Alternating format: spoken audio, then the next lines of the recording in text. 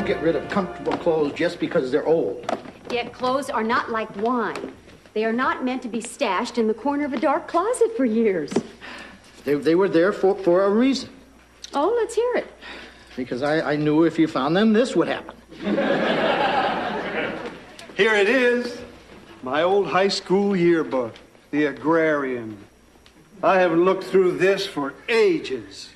Don't let Joanna see it. She's on a roll. There we are, the class of 47. Can you pick me out? Well, it's a wild guess, but I'd say the kid with the plaid shirt and the overalls. Yeah, I was wearing them before they even became popular. George, I bet you can't wait for your reunion tomorrow night. Yeah, it'll be good seeing everybody again, especially the gang from the welding club. George, may you always go through life with the torch in your hand and the sparks off your pants. Frank. George, thanks for lubing my locker. Chet. I wasn't voted most likely to be handyman for nothing. I can't read this one. What does it say? Nothing. Tank Bowman liked to use my yearbook as a pen starter. Oh, now she's pretty. Gayle Crowley. What did she write? It's nothing. Come on. Well, George, have a great summer. Gayle. You're right, it is nothing. Well, I better go to my room and try to learn how to recognize some of these people bald.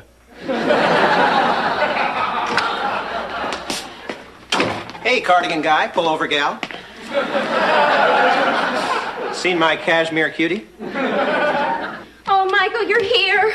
My favorite fashion magazine came today, and it's awful. The winter look's been unveiled, and it's all wrong. Oh, my God. It's like all of fashion has suddenly turned against me.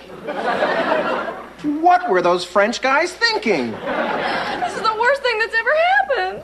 Stephanie, there are a lot of things in the world worse than that. What? Oh, I don't know. Floods, famines, fires. Where? I didn't read anything about that.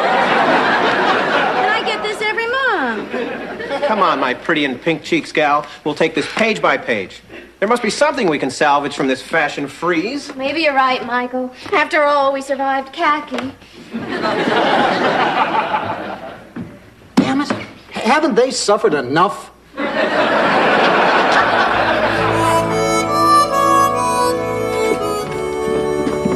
Joanna, are you doing anything important? I'm reading. Oh, good.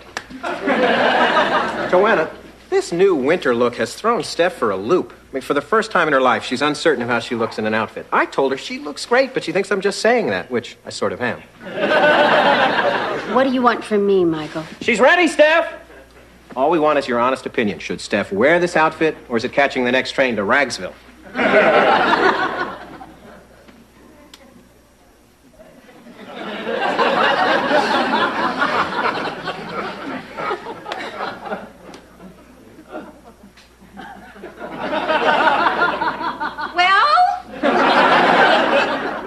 Stephanie, you look nice. Joanna, I've never been the issue. The clothes.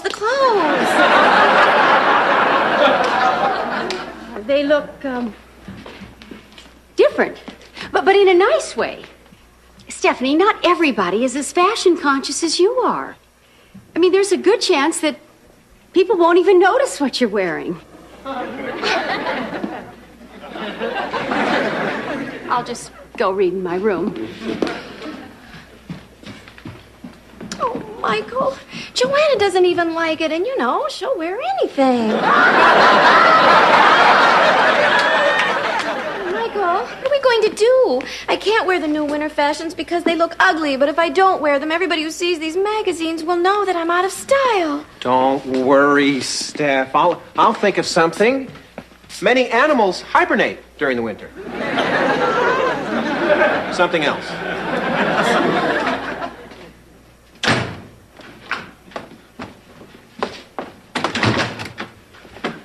Hi, George.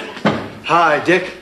Boy, there's nothing more exciting than a trip to the dry cleaners. You won't get any argument from me. George, there you are. Well, Jim, should we tell him? I guess so. The suspense is probably killing him. Tell me what? See? I bumped into Ann Davies today, and she told me that Gayle Crowley was back in town for the reunion. First time in 40 years. Gayle's in town? George had a secret crush on Gayle in high school. Jim, how did you know? Chester was the only living soul I've ever told about Gayle. Well, back then, Chester and I did a lot together. We were inseparable. Who'd have guessed? Whenever George got near Gayle, he acted as awkward as a schoolboy. He was a schoolboy. Come on, Chester, let's go practice our duet of George and Gayle sitting in a tree. K-I-S-S-I-N-G. You guys. Gayle Crowley, isn't she the one that wrote that sweet nothing in your yearbook?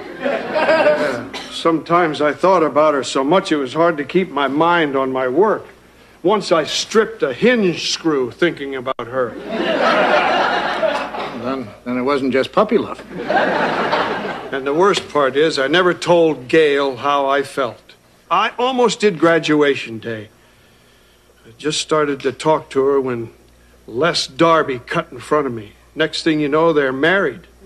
Dick, she was ready. I promised myself if I ever saw Gayle again, I'd tell her exactly how I felt. Of course, that promise was a lot easier to keep when I thought I'd never see her again. George, you got to go to the reunion and tell her you liked her, otherwise you'll never be able to look yourself in the mirror again. Gee, go tell Gayle how I felt or cut myself shaving every morning. Okay, I'll do it, Dick, but you got to go with me. Why? I can't do this alone. Look how I botched it up last time. George, I can't go to your high school reunion. I don't even know your school song. Come on, Dick, you're my friend. I need your support. Besides, when Gayle sees me, I don't want her to think I didn't have anybody to bring to this. I'd feel out of place. Okay, Dick, I understand. I guess I'll go fillet my face for the party. Okay, George, I'll go, but I want a corsage.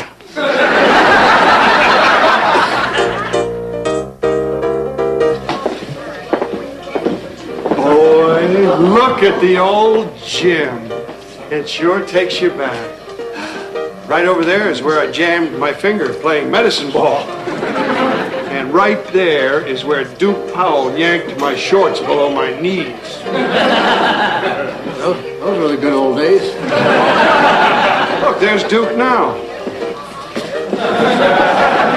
George Utley.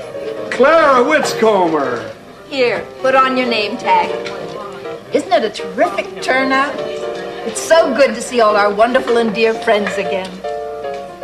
Who are you? I'm Dick Loudon. There's no Loudon in our class. I'm not a member of your class. And you want to crash our reunion? George invited me. Well, okay. But don't try to sneak into the class picture. Yes, ma'am. So, George, are you finally going to tell Gayle about your crush? How did you find out? It was a secret. Well, that's right. Chester told me to eat that note after I read it. Yeah, but isn't George Utley? George! Hey, George, is your watch running? Yeah, I think so. Well, you better go and catch it. You guys. Oh, George, you finally gonna fess up to Gayle? You knew? Who didn't? Come on, guys, let's hit the eats. I hear they're serving that good turkey roll.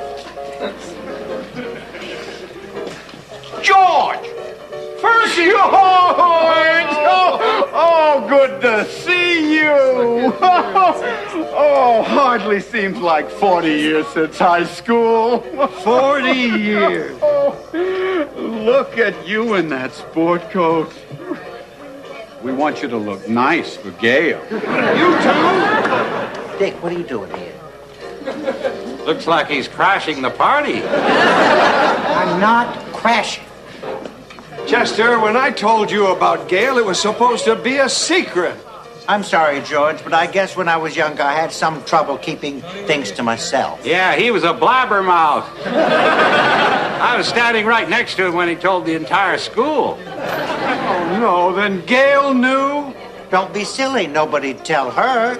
It was a secret.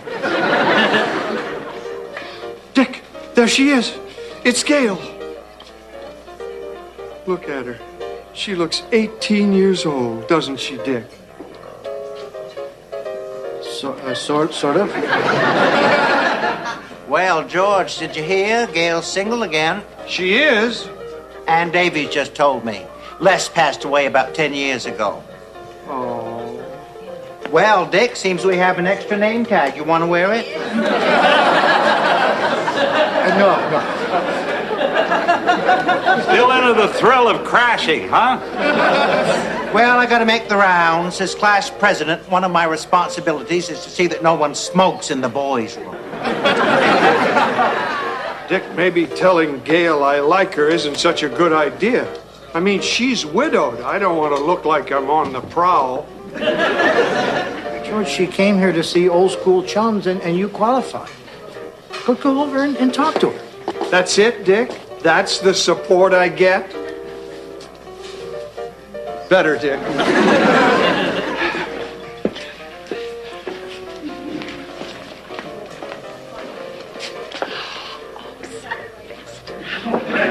So help me if she marries him. George, what happened? Dick, it was horrible. This guy was even faster than Les. I used to lie in bed and imagine what I'd say to Gayle. Gayle, the three greatest things in the world are a sunrise, the smell of a new toolbox, and a pretty girl. Gee, Dick, it's a lot easier saying it to you. Yeah, but I'm married. George Utley. Gayle. Oh, I knew you'd be here. Oh, it's just so good to see you. Oh, Gayle. You want to shoot some hoops? Oh, George, really? Now, I didn't come here to work up a sweat. Gee, Gayle, you haven't changed a bit. Yeah, I don't know which I like better, your eyesight or your lying. No, I really mean it. Gayle, I never told you this, but in high school, I liked you. There, I said it. George, I'm sorry my hearing aid keeps blinking out now and then. What was that again? I said, back in school, I liked you. Really? Oh, I liked you too. What? I thought you were the cutest guy in the welding club. Yeah, well, I guess we did look pretty irresistible with our visors down. You really liked me? Wow. I'll see you. Dick, guess what? I did it. I told her I liked her. That's terrific. Then what? Then she said she liked me. That's great, George. Then what? Then I came over here. Why? I'm so happy I had to tell somebody. George, it doesn't have to end here. Okay, Dick, you want to go out and celebrate? No, I mean, go back to Gayle and tell her you're nuts about her and ask her out. On a date? Don't think of it as a date. Think of it as getting together with an old school chum. Gee, Dick, a date sounds like more fun. Then ask her out on a date. You're right, Dick.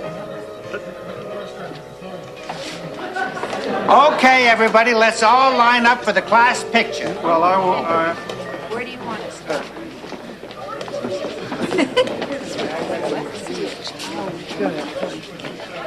Not you, Dick.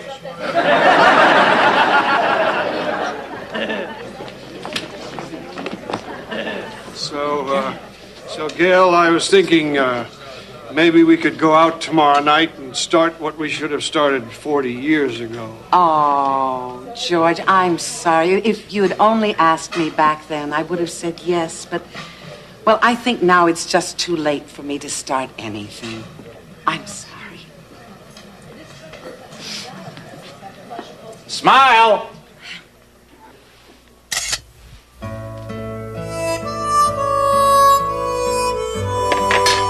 Enjoying the fire, Steph? Oh, yes. And to think we almost let some silly magazines ruin the entire season. Oh, we're just lucky this town doesn't know hooey about this winter's look. Or ever will, now that we've bought up every fashion magazine in town.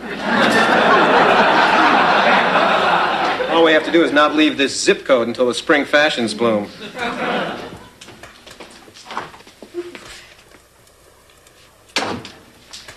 Oh, what a lovely fire. Excuse me, is that a fashion magazine? Yes, I was lucky to find this. Every place in town is sold out.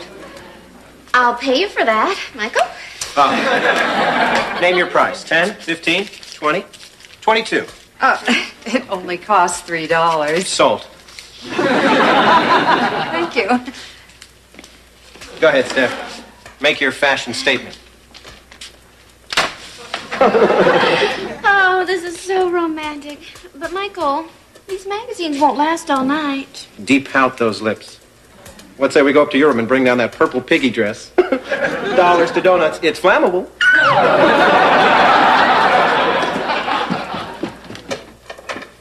Well, thanks for bringing me home early from the reunion, Dick. Oh, and for destroying my life. What? You're mad at me, George? Didn't you notice I fastened my seatbelt extra loud? Oh, you're right, George. I guess that was a real slap in the face. Well, if you hadn't made me talk to Gail, I never would have found out that she would have gone out with me back in high school. I lost 40 years, Dick. 40 years I might have spent with Gail. Picnics, movies, maybe a couple of walks around the lake. George, you can't live in the past. You have to live for today. What's done is done. Any more cliches, Dick? I'm just saying, George, you can't go back and live your life over unless you build a time machine, and I don't think you can. And I call myself a handyman. Oh, I guess you're right, Dick. I'm not really mad at you. George, that seatbelt thing's forgotten. Dick, she said she didn't want to start anything. She said it was too late. See, that's your problem, George. You're too accepting. Oh, you're right. That's exactly what I'm talking about. Oh, you're right. Oops. George, 40 years ago, you sat back and let someone you really cared for walk out of your life. George, don't let that happen again tonight. You are right, Dick. I'm going back there, and I'm going to get Gail to go out with me, and I'm not going to let anything get in my way. That's the spirit. George, let me move my car!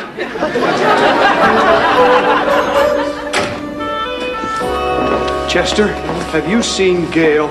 You see, and some of the other girls are busy trying to divvy up the leftover punch. There seems to be an uneven amount of sickness. So, George, you finally saw Gail and told her you'd like to start something, eh? How did you know? Sorry, George. That wasn't a secret, was it? Not around here. Oh, George, I'm so glad you came back. I was afraid we wouldn't get a chance to say goodbye. Well, I'm back, but not to say goodbye. Gail, I saw you tonight and started feeling funny inside. I tried to blame it on the turkey roll, but it was you.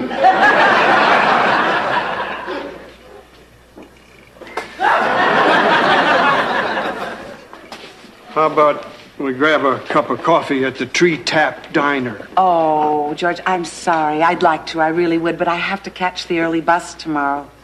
She says she's sorry, but she has to catch the early bus tomorrow. Gail, give me one good reason why we can't start seeing each other. I live in Schenectady. I know how to drive. But I have grandkids, and I've got a big old house to take care of. I love grandkids. And I can fix anything in a big old house. Wriggle out of that one. Oh, George, I guess I'm just too stuck in my ways. Well, I am, too. I won't have breakfast till I go out and smell the morning air. And I'll weed the garden whether it needs it or not. And when it comes to pudding, none of that instant stuff for me. I want cooked pudding with the real skin on top. So you see, I'm stuck in my ways, too. I have a good life here. And when I saw you tonight, I knew it could be better. George. Movement on Gail's part. You sure we can't grab that coffee at the diner? Oh, it's late. Yeah, but it's not too late. Well, maybe there is time for a cup of coffee with an old friend. Major movement on Gail's power.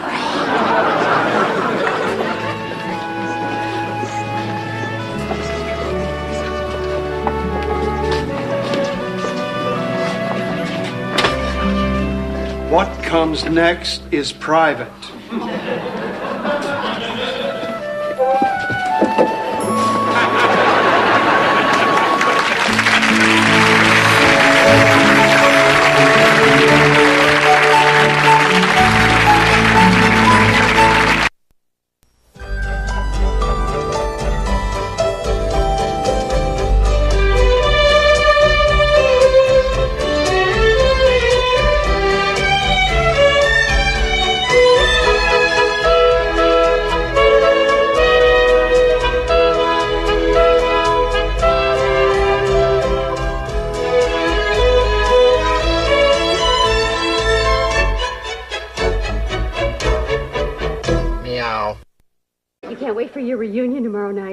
Yeah, it'll be good seeing everybody again, especially the gang from the welding club.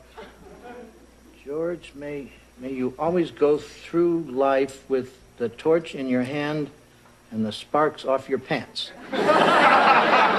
Frank. George, thanks for lubing my locker. Chet. I wasn't voted most likely to be handyman for nothing. I can't read this one. What does it say? Nothing. Tank Bowman liked to use my yearbook as a pen starter. Oh, now she's pretty. Gayle Crowley. What did she write? It's nothing. Come on. Well, George, have a great summer. Gayle. You're right, it is nothing. Well, I better go to my room and try to learn how to recognize some of these people bald. Hey, cardigan guy, pull over gal. Seen my cashmere cutie? Oh, Michael, you're here. My favorite fashion magazine came today, and it's awful. The winter look's been unveiled, and it's all wrong. Oh, my God. It's like all of fashion has suddenly turned against me.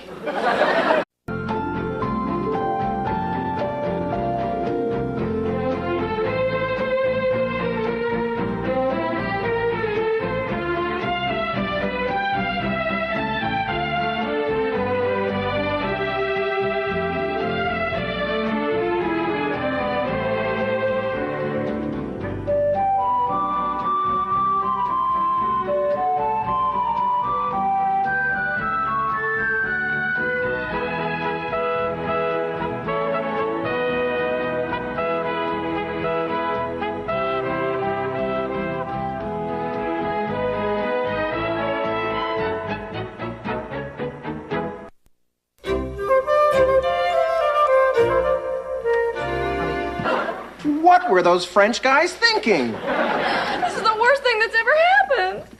Stephanie, there are a lot of things in the world worse than that. What? Oh, I don't know. Floods, famines, fires. Where? I didn't read anything about that.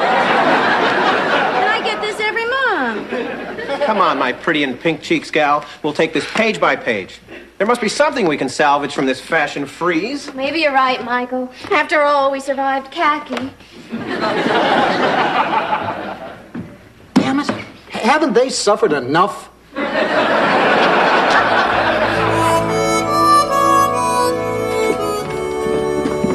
Joanna, are you, Don't get rid of comfortable clothes just because they're old. Yet clothes are not like wine. They are not meant to be stashed in the corner of a dark closet for years. They were there for a reason. Oh, let's hear it. Because I knew if you found them, this would happen. Here it is. My old high school yearbook, the Agrarian. I haven't looked through this for ages. Don't let Joanna see it. She's on a roll. There we are, the class of 47. Can you pick me out? Well, it's a wild guess, but I'd say the kid with the plaid shirt and the overalls. Yeah, I was wearing them before they even became popular. George,